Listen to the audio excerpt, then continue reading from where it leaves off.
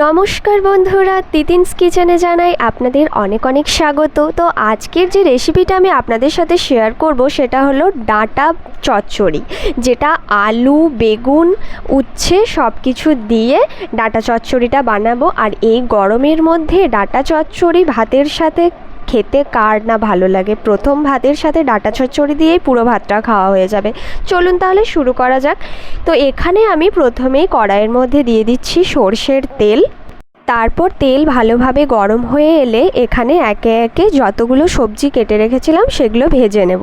তো প্রথমেই আমি এখানে উচ্ছেগুলো খুব ভালোভাবে ভেজে নিচ্ছি। আর হ্যাঁ, প্রত্যেকটা সবজি কিন্তু আমি লম্বা লম্বা করে কেটে নিয়েছি। আপনারা যে যে সবজি ব্যবহার করবেন সব সবজি কিন্তু এইভাবে লম্বাভাবে কেটে নেবেন, যেহেতু এটা চচ্চড়ি তাই প্রত্যেকটার তো কিছু না কিছু কাটার নিয়ম তো থাকেই। তো লম্বাভাবে কেটে নিলে দেখতেও ভালো লাগবে। আর আমি এইভাবে সবজিগুলোকে একটু সাইড করে মাঝখানে দিয়ে দিচ্ছি 5 ফোড়ন। এখানে আমি ছোট চামচের 1 চামচ মতো 5 ফোড়ন এটার মধ্যে দিয়ে দিচ্ছি। আর তার সাথে দিয়ে দিচ্ছি পরিমাণ মতো হিংটা একদম অল্প দিচ্ছি, শুধুমাত্র স্বাদের জন্য।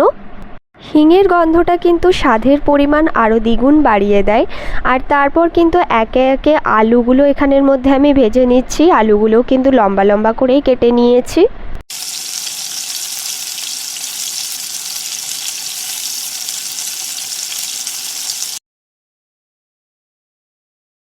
এরপর দিয়ে দিলাম বিনসগুলো এগুলোর মধ্যে ভেজে নিচ্ছি। আর তারপর দিয়ে দেব সবার লাস্টে বেগুনটা কিন্তু প্রথমেই আমি ভাজলাম না। প্রথমে যদি ভাজতাম তাহলে গলে যেত, তাই বেগুনটা সবার লাস্টেই ভাজবেন।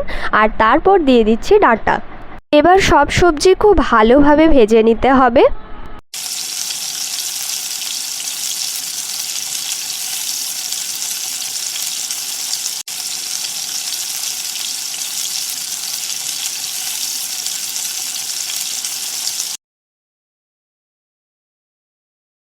এবার দিয়ে দিচ্ছি স্বাদ মতো নুন।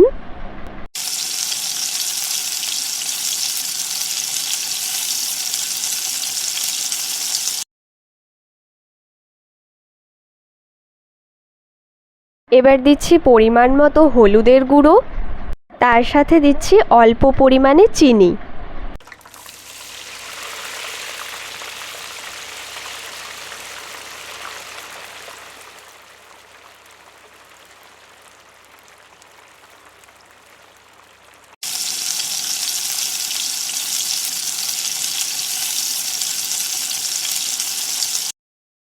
এবার একটা সাইডে একটা বাটির মধ্যে আমি এখানে সানরাইজের সর্ষে পাউডার ব্যবহার করছি।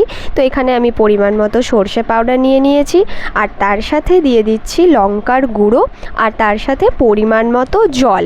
এবার এটাকে আমি ভিজতে দেব।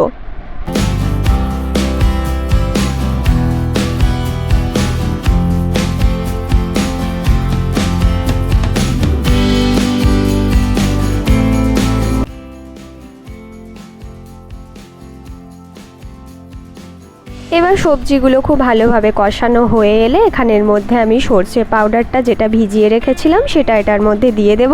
আর কিছুক্ষণ ভালোভাবে কষে নেব। আর কষা হয়ে গেলেই তাহলেই আজকের মতো রেডি ডাঁটা বেগুন দিয়ে চচ্চড়ি।